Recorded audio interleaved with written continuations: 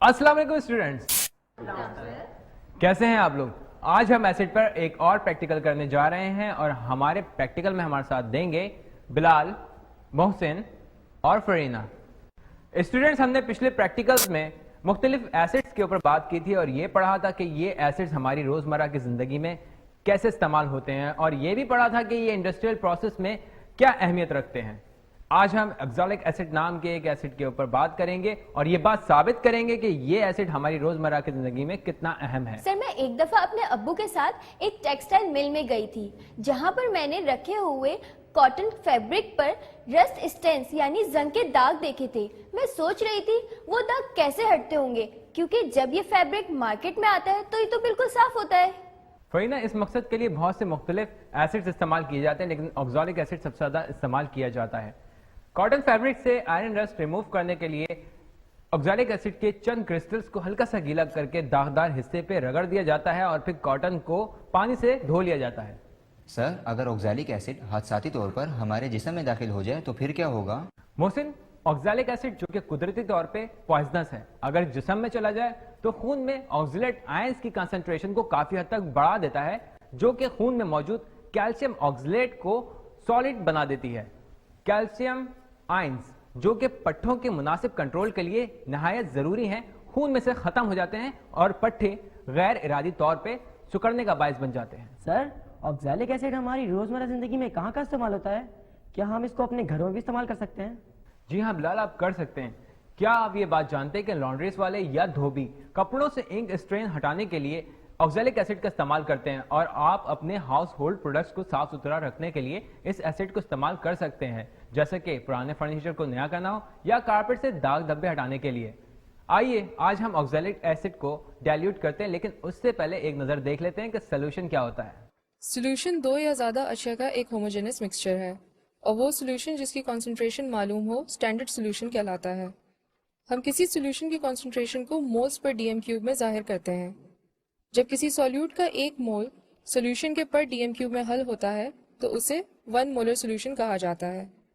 यूं ही जब किसी सॉल्यूट का 0.10 मोल सोल्यूशन के पर डीएम क्यूब में हल होता है तो उसे 0.10 मोलर सोल्यूशन कहा जाता है। आइए इससे पहले कि हम अपने प्रैक्टिकल का आगाज करें, एक नजर अपरेटस पे डाल लेते हैं। हमारे पास मौजूद है wash bottle, distilled water, 250 ml का measuring flask, funnel, 100 cubic centimetre का beaker, solid oxalic acid, spatula, watch glass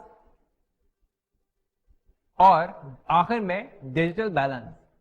सबसे पहले हमें 250 क्यूबिक सेंटीमीटर का 0.1 मोलर सोल्यूशन बनाने के लिए ऑक्सैलिक एसिड के मास को कैलकुलेट करना होगा और आप जानते हैं कि इसके लिए हमें ऑक्सैलिक एसिड के फॉर्मूला मास को मालूम करना है। फरीना, आप मुझे इसका फॉर्मूला बता सकती हैं? जी सर, ये H2C2O4 2H2O है। ठीक है फरीना, मोहसिन जरा कैलकुलेटर लाएं ताकि हम कैलकुलेट कर सकें। कर दीजिए।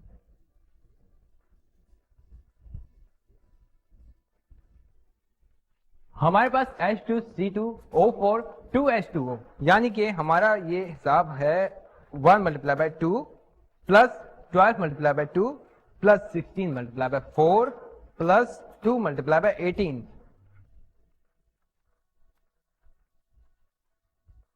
126 ग्राम पर मोल होगा।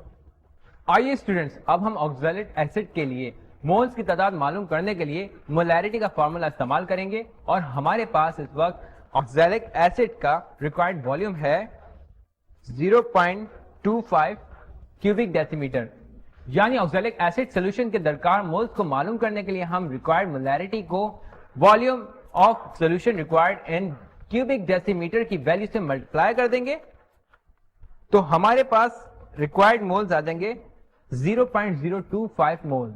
स्टूडेंट्स, अब हमारा अगला मरहला होगा ऑक्सैलिक एसिड के मास को मालूम करने का। हम सोल्यूशन के मास को मालूम करने के लिए number of moles of oxalic acid को molar mass of oxalic acid से मल्टीप्लाई कर देंगे, यानी हम 126 को मल्टीप्लाई करेंगे 0.25 से तो हमारे पास सोल्यूशन का मास आ जाएगा 3.15 ग्राम। اسٹوڈینٹس اب ہم ڈیجیٹل بیلنس کو 0 پہ سیٹ کریں گے اور پھر واش گلاس کو اس کے اوپر رکھ کے ریڈنگ کو ٹیئر کریں گے. اگلے مرحلے میں ہم اسپیچولا کی مدد سے ایسڈ کو واش گلاس پہ ڈالیں گے اور اس بات کا خیال رکھیں گے کہ ریڈنگ ایکوریٹ آئے.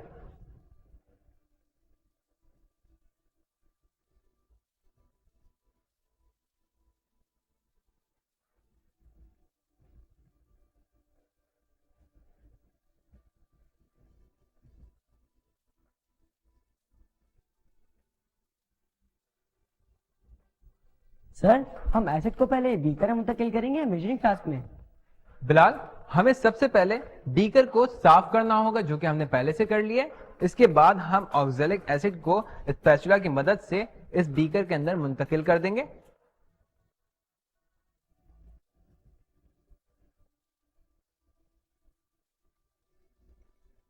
اور واش گلاس کو پانی سے دھو لیں گے.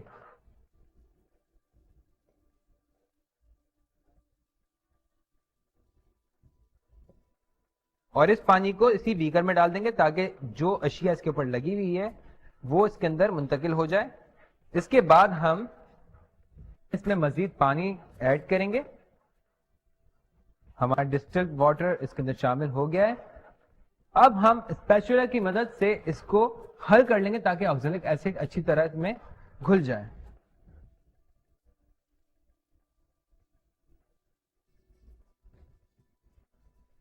سر یہ فلاسک تو پانی کی اس بوتل کی طرح لگ رہی ہے جو میں روز اسکول لے کر جاتا ہوں. سر ہم اس سولوشن کو بنانے کے لیے کس قسم کی فلاسک کا استعمال کریں گے؟ محسن ویسے تو فلاسک کی بہت ساری قسمیں ہیں جن میں measuring flask, round bottom flask اور ڈسٹلنگ فلاسک شامل ہے، لیکن آج ہم سولوشن بنانے کے لیے میجرنگ فلاسک کا استعمال کر رہے ہیں. لہٰذا ہم اس کے اسٹاپر کو ہٹا کے فنل اس کے اوپر لگائیں گے اور بیکر میں موجود سولوشن کو اس کے اندر ڈال دیں گے. سر آکزیلک ایسڈ کو پانی میں حل کرنے سے کون سا اینائن حاصل ہوتا ہے؟ آکزیلک ایسڈ کو پانی میں حل کرنے سے آکزیلیٹ آئن C2O4 حاصل ہوتا ہے. اب ہم سولوشن کی سطح کو میجرنگ فلاسک کی ایش مارک تک لانے کے لیے ڈسٹلڈ واٹر اس کے اندر شامل کریں گے.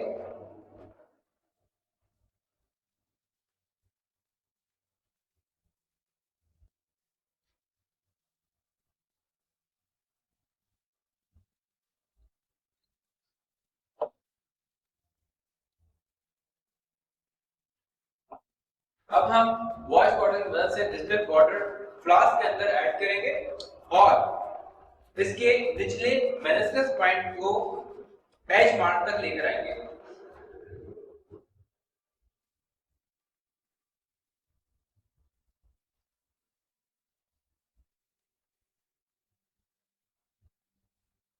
اب ہم اس کے اوپر اسٹاپر لگائیں گے اور اسٹاپر لگانے کے بعد ہم اس کو الٹا سیدھا کریں گے تاکہ سولوشن اچھی طرح حل ہو جائے.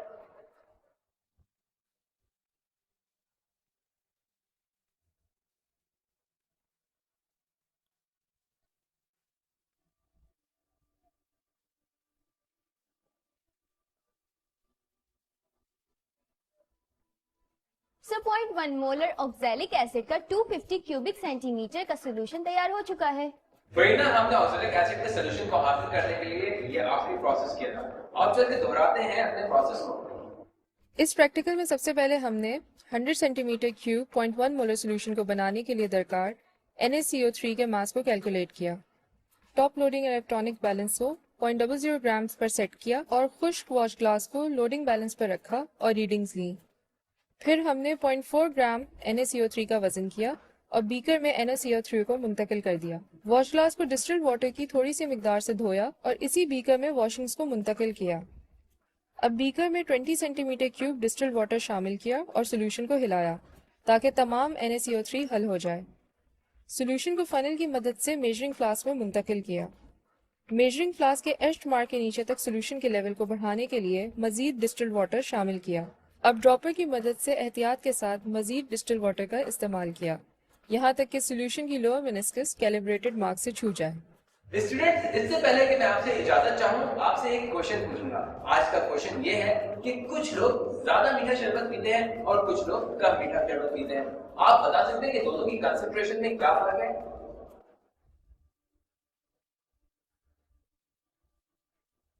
इसका जवाब मुझे जरूर दीजिएगा। अपना बहुत ख्याल रखिएगा। जब तक के लिए अल्लाह हाफ़िज़।